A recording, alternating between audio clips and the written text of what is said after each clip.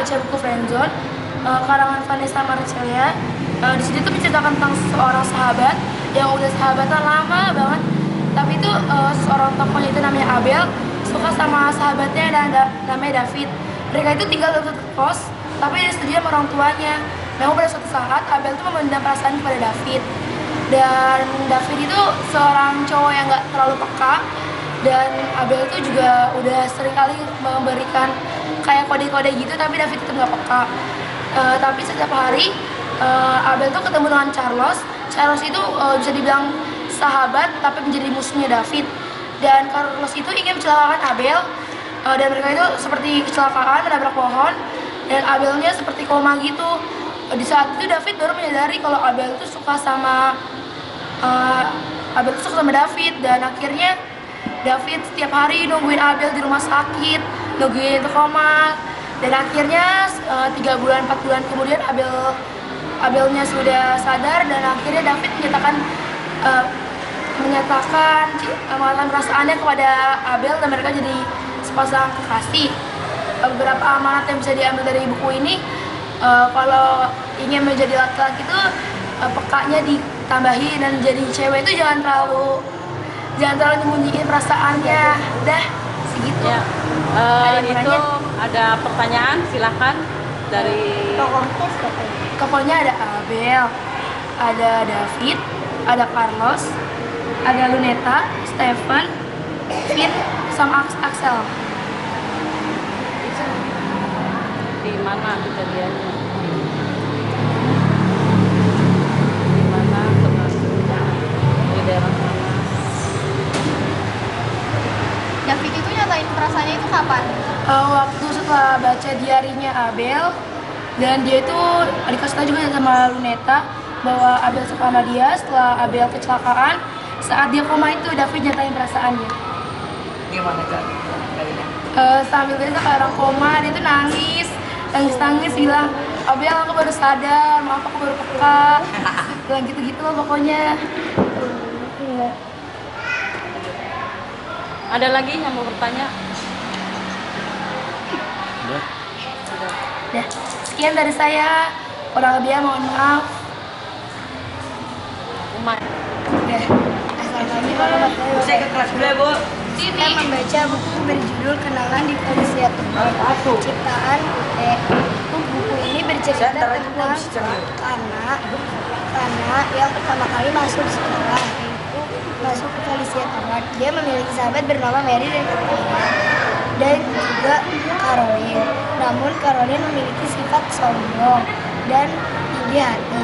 Caroline berteman dengan Sarah.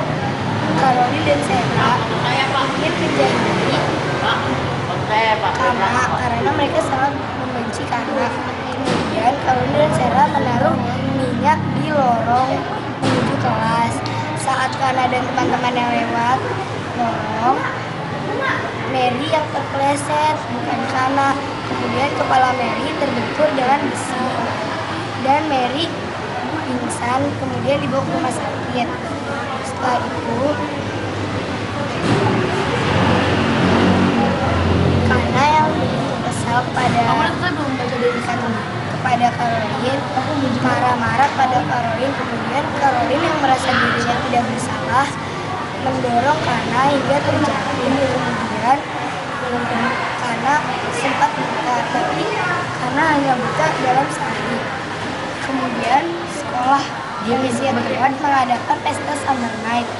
Pesta itu untuk merayakan summer. Saat mereka sedang merayakan pesta Summer Night,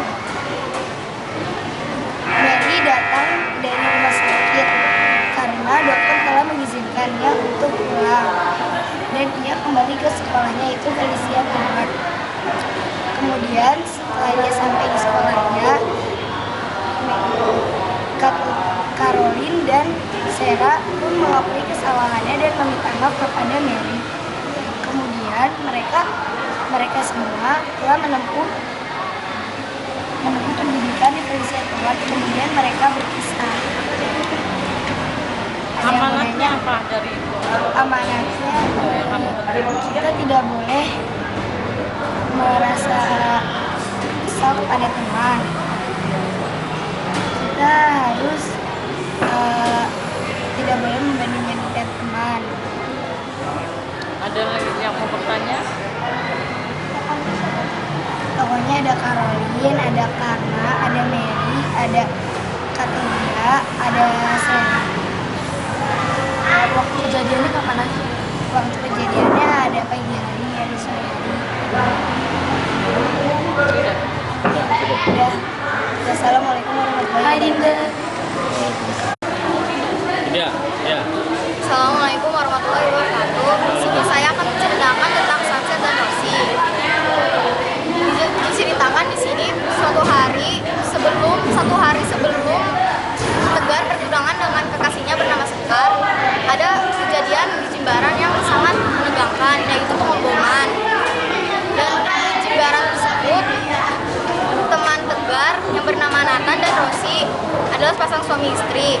Nathan meninggal karena melindungi Lily yang masih bayi. Setelah itu, keluarga Rosie semuanya dilarikan ke rumah sakit karena mengalami hal yang serius. Lalu, setelah beberapa hari, semua keluarganya baik-baik saja dan sudah sembuh.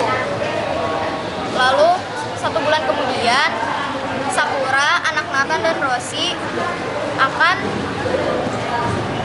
menghadiri sebuah pesta. Itu dimana dia akan memainkan biolanya di sebuah pesta tersebut. Di sana Sakura akan memainkan sebuah lagu untuk Tegar, tapi pamannya malah pergi menemui tunangannya.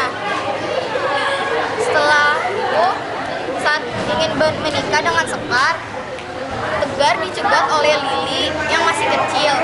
Dia berbicara akan memanggil paman Tegar dengan papa, dengan sebutan papa. Sekian dari saya. Amanatnya selalu ada hikmah di dalam sebuah kesedihan yang mendalam. Sekian dari saya. Terima kasih. Assalamualaikum warahmatullahi wabarakatuh. Saya Baca Kandela peneliti Radio Octagon. Di sini diceritakan seorang Roni yang tinggal bersama Mbak Sastro. Pada suatu hari, Roni diajak Wildan untuk makan bersama di tempat temannya Wildan. Di situ ternyata ada kasus pembunuhan dan Wildan dan Roni dituduh membunuhnya. Wildan kabur dari kejaran polisi dan melanjutkan larinya di Makassar. Sedangkan Roni kabur dari kejaran polisi dan melanjutkan hidupnya di Timika. Pada saat ke Timika, maka